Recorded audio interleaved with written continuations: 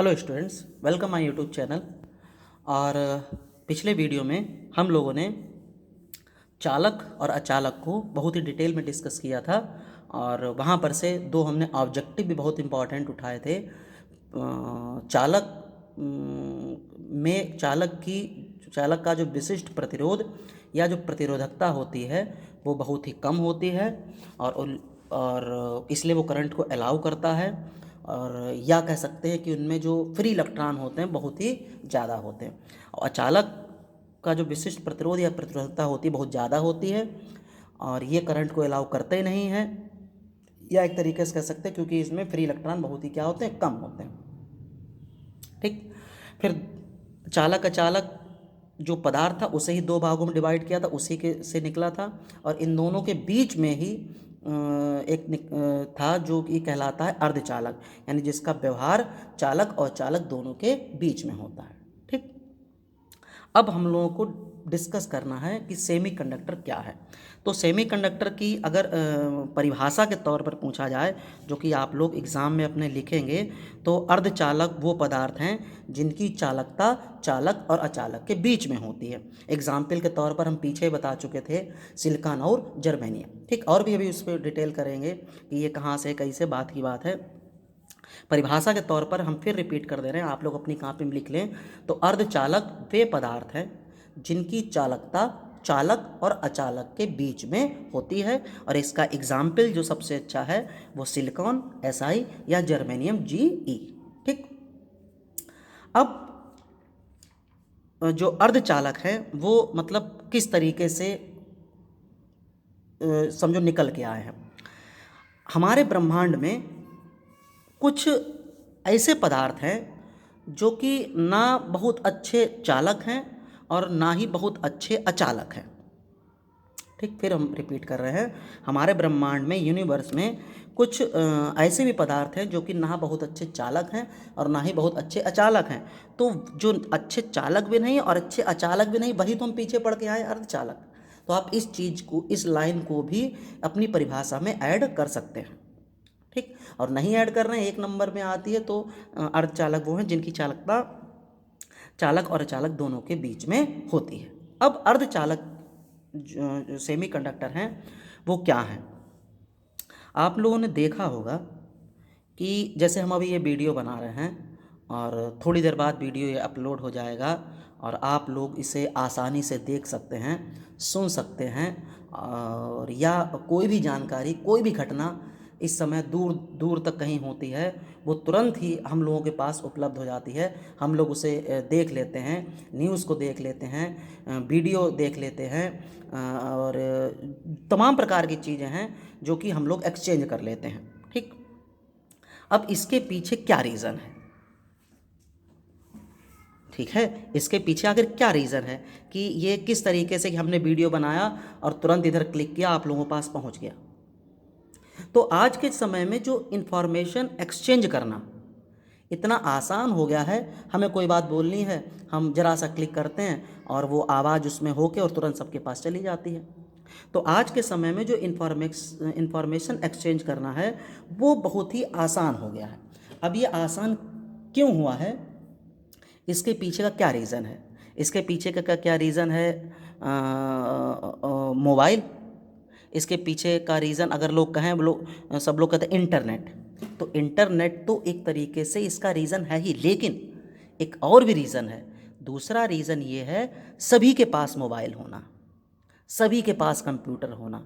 अब सभी के पास मोबाइल होना या कंप्यूटर होना, आज से अगर 20-25 साल पहले जाएं तो देखते थे एक घर में एक ही मोबाइल, या कई घरों में जो है गांव में किसी एक के पास मोबाइल। लेकिन आजकल अगर घर में 8 सदस्य हैं, 6 सदस्य हैं, 10 सदस्य हैं, सबके पास अपने अपने मोबाइल। तो इसका रीज़न क्या है। इसका रीज़न ये है कि जो मोबाइल हैं या जो कंप्यूटर हैं, ये इतने सस्ते मार्केट में हो गए हैं कि हर कोई इनको आसानी से खरीद लेता है। ठीक, और यही अगर बहुत महंगे होते हैं तो लोग खरीद ही नहीं सकते हैं। नॉर्मल इंसान जो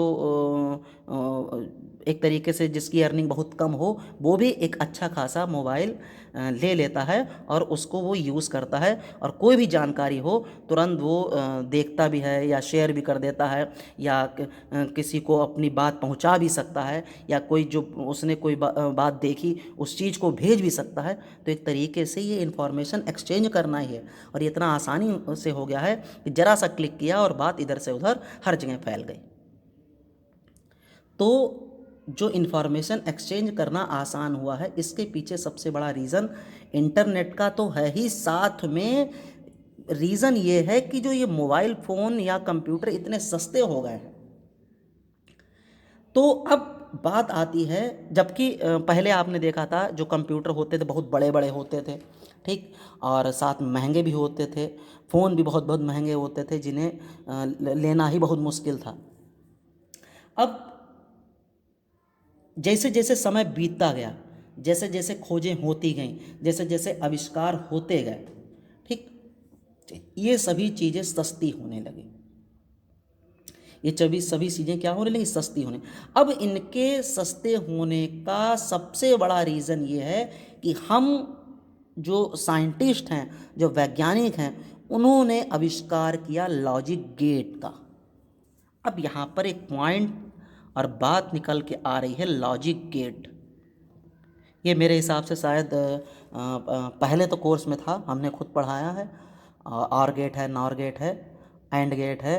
अगर ये सिलेबस में है, ठीक, मुझे क्लियर नहीं है, तो आप लोग ज़रूर कमेंट सेक्शन में बताएं। इस चीज़ को मैं 10 मिनट में बहुत ही आसानी से एकदम क्लियर कर दूंगा, जो आप कभी भूल ही नहीं सकते हैं। तो आप हमें ज़रूर कमेंट सेक्शन में बताएं, क्या गेट आपके सिलेबस में है या नहीं है। ठीक, गेट के टाइप किताबों में या मॉडल में दे रखे होंगे, or gate, and gate, not gate, और भी प्रकार हैं। अगर ये है तो आप हमें ज़रूर इस चीज़ को क्लियर करें, तो हम इस लॉजिक गेट को एक ही वीडियो में, मात्र 10 मिनट के वीडियो में एक बार में क्लियर कर देंगे, और आप बहुत आसानी से उसे लिख लेंगे। ठीक, तो हम लोग बात करते हैं कि ये चीज़ें इतनी सस्ती इसलिए हुई कि हम लोगों ने, साइंटिस्ट ने आविष्कार किया किसका? लॉजिक गेट का। अब जैसे ही लॉजिक गेट का आविष्कार हुआ, ये सारी चीज़ें बहुत सस्ती हो गई, साथ में जो बड़े बड़े कंप्यूटर थे वो छोटी जगह में एकदम बनने लगे। आपने देखा होगा, ऑफिस वगैरह में जाते हैं, घरों में लोग जाते हैं, अपने मेज पर कंप्यूटर वगैरह सब कुछ सिस्टम लगवा लेते हैं, लगाते हैं, ठीक, लेकिन पहले ये काफ़ी बड़े होते थे। तो जब लॉजिक गेट का आविष्कार हुआ, तो लॉजिक गेट के आविष्कार के पीछे अगर सबसे बड़ा हाथ है तो वो है डायोड और ट्रांजिस्टर का। ठीक, डायोड और ट्रांजिस्टर का, ये भी नाम आप लोगों ने सुने होंगे, क्योंकि ये बोर्ड के हिसाब से इम्पॉर्टेंट वीडियो है और आप लोग ये सब पढ़ चुके होंगे। ठीक, लेकिन बच्चों की ये डिमांड है तो हम बार बार करें, इसलिए उस चीज़ को हम क्लियर कर रहे हैं। अब ये जो डायोड और ट्रांजिस्टर बना, ये सिर्फ इसलिए बना कि हमारे पास इस ब्रह्मांड में कुछ ऐसे पदार्थ हैं जो कि ना अच्छे चालक हैं और ना ही अच्छे अचालक हैं। उन्हीं को हम लोग कहते हैं अर्धचालक। यानी कि हमारे ब्रह्मांड में जो पदार्थ हैं जो ना अच्छे चालक हैं ना अच्छे अचालक, जो कि कहलाते हैं अर्धचालक।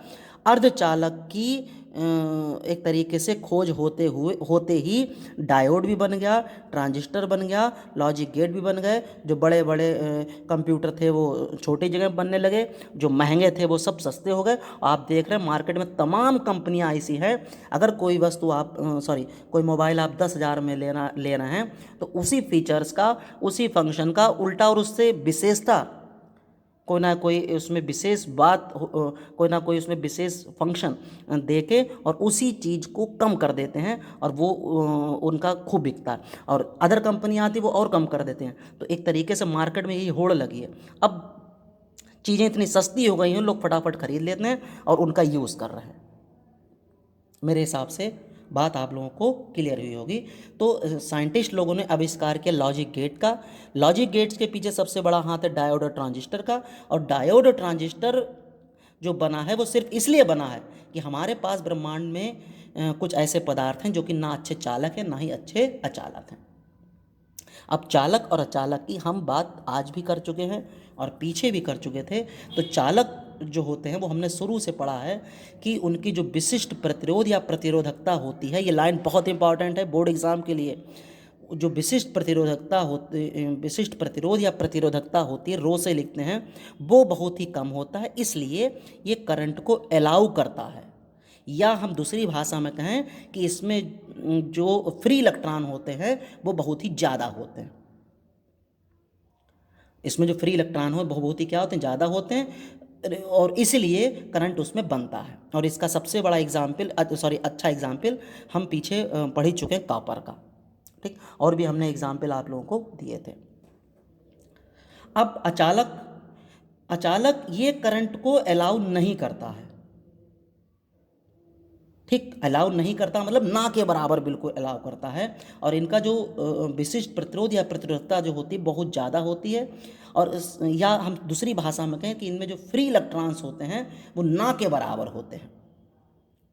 ठीक, अब यहाँ पर एक और एग्जाम्पल निकल के आता है कि डायमंड, ये क्या है, चालक है या अचालक? तो हम पीछे की वीडियो में बता चुके हैं, कांच जो है वो अचालक है, तो डायमंड भी एक अचालक, और ये बहुत ही सबसे अच्छा एग्जाम्पल है।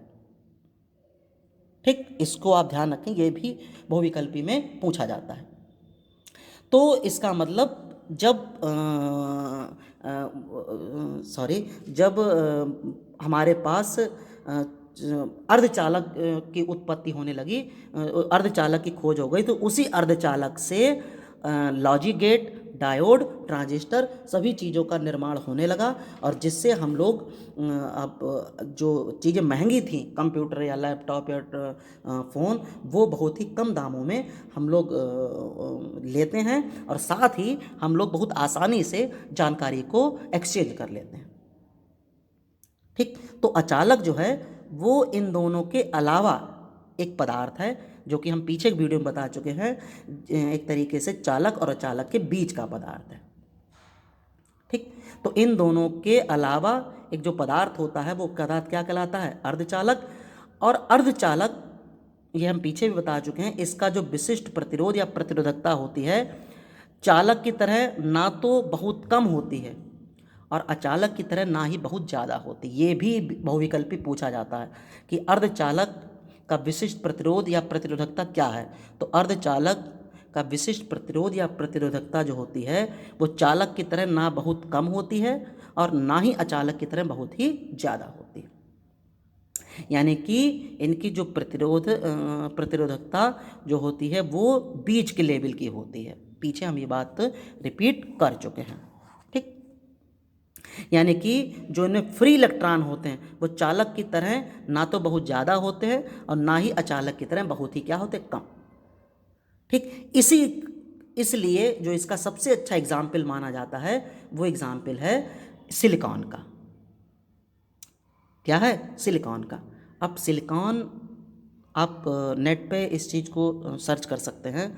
सिलिकॉन जो है ये बहुत बड़ा नाम है और यूनाइटेड स्टेट में एक सिलिकॉन वैली एक जगह है जहाँ पर कंप्यूटर के सॉफ्टवेयर और हार्डवेयर की तमाम कंपनियाँ हैं, जहाँ पर सॉफ्टवेयर और हार्डवेयर की बहुत ज़्यादा कंपनियाँ हैं। अमेरिका के यूनाइटेड स्टेट में एक जगह है सिलिकॉन वैली। वो सिलिकॉन वैली इसी सिलिकॉन शब्द से बनी, जो सिलिकॉन वैली है वो इसी सिलिकॉन से ही लिया गया है और उसे नाम दे दिया गया है सिलिकॉन वैली का। ठीक, तो जो सिलिकॉन वैली का जो नाम पड़ा है वो इसी सिलिकॉन से ही पड़ा है। बात क्लियर हुई नहीं? यानी कि हम कह सकते हैं सिलिकॉन जिसमें आता है वो किस में आ रहा है, वो एक तरीके से चालक और चालक के बीच में आ रहा है, यानी कि वो अर्धचालक में आ रहा है। किस में आ रहा है, अर्धचालक में। और इसी अर्धचालक या सिलिकॉन के कारण ही हम पीछे बोल चुके हैं diode, transistor, logic gate, computer, phone, ये सब चीज़ें बनी हैं और हम लोग इसका यूज़ कर रहे हैं, जानकारी को एक्सचेंज कर रहे हैं। यानी कि अर्धचालक जो हैं वो करंट को ना तो बहुत ज़्यादा अलाउ करता है और ना ही बहुत कम। यानी कि जब अर्धचालक बीच के हैं तो इसका मतलब जो इसमें करंट होता है ये भी बीच के लेवल का होता है। ठीक, यानी बीच के लेवल का ये करंट अलाउ करता है, उसे ही हम लोग कहते हैं क्या, अर्धचालक। मेरे हिसाब से बात आप लोगों को क्लियर हो रही होगी। और साथ में जर्नल तौर पर परिभाषा बता चुके हैं। अर्धचालक वो है जिसकी चालकता चालक और अचालक के बीच में होती है।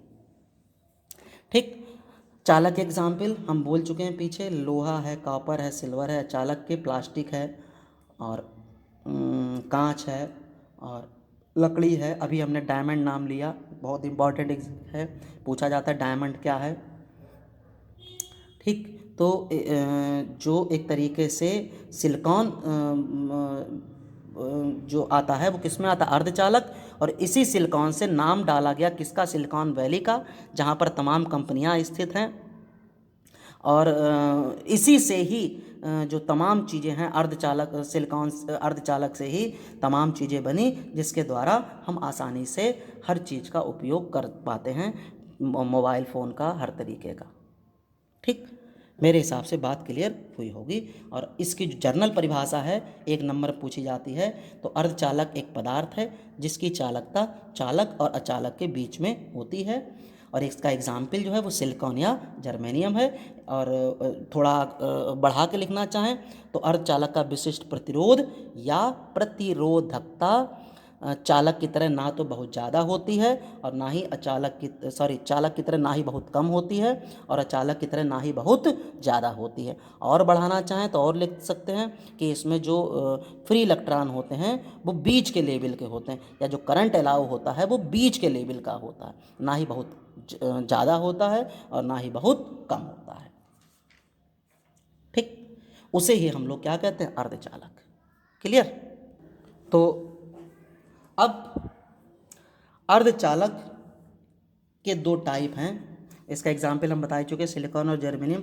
अर्धचालक के 2 प्रकार हैं, हम यहाँ लिख दे रहे हैं, अर्धचालक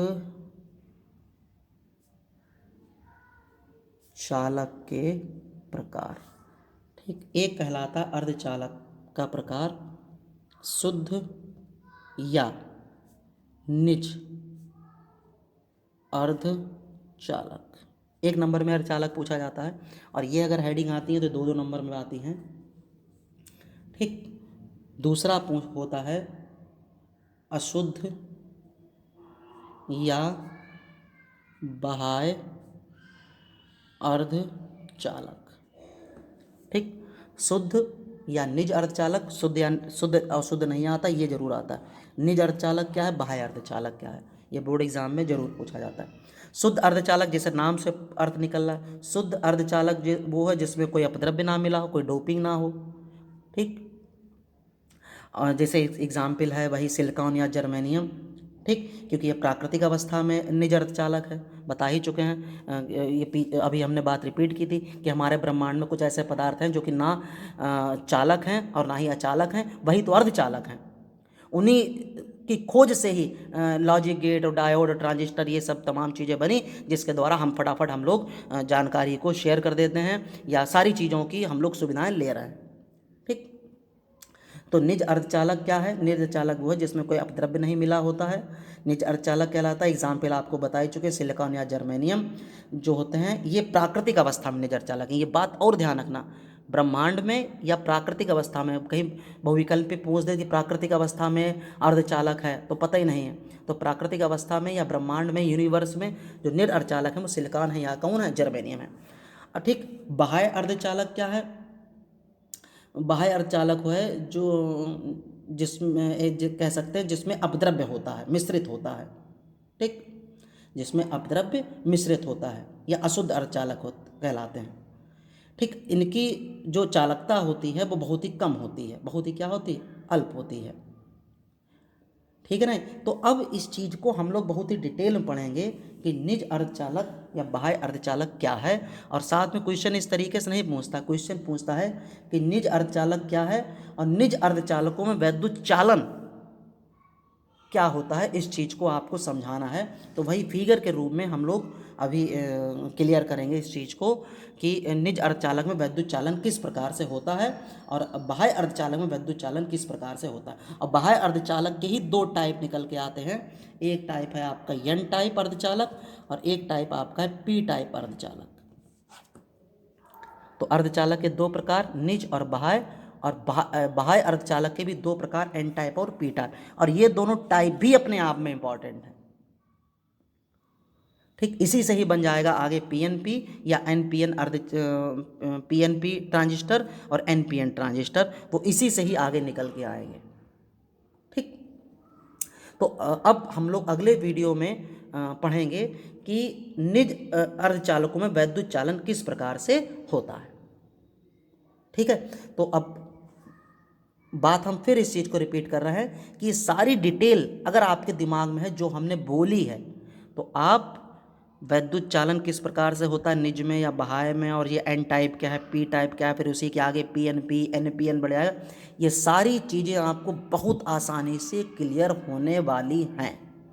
लेकिन इस वीडियो में और इसके साथ पीछे का जो वीडियो है, चालक अचालक अर्धचालक और किस तरीके से ये कैसे क्या नाम उत्पत्ति हुई है और किसका क्या एग्जाम्पल है, ये सारी बातें आपको बहुत ही दिमाग में क्लियर होनी चाहिए।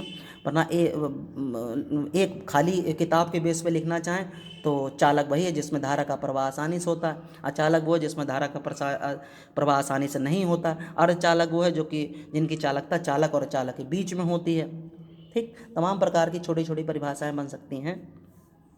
तो इसलिए जो भी चीज़ है उसके पीछे की डिटेल आप लोगों को पता होनी बहुत ही ज़रूरी है। और हम बार बार कह रहे हैं कमेंट सेक्शन में आप ज़रूर बताया करें, तभी हमें पता लगता है कि वीडियो ज़्यादा से ज़्यादा बच्चे देख रहे हैं, उसका फ़ायदा ले रहे हैं, और फिर आगे भी उसी तरीके से चीज़ों को जारी रखा जाएगा और आप लोगों को जो है वीडियो प्रोवाइड कराते रहेंगे।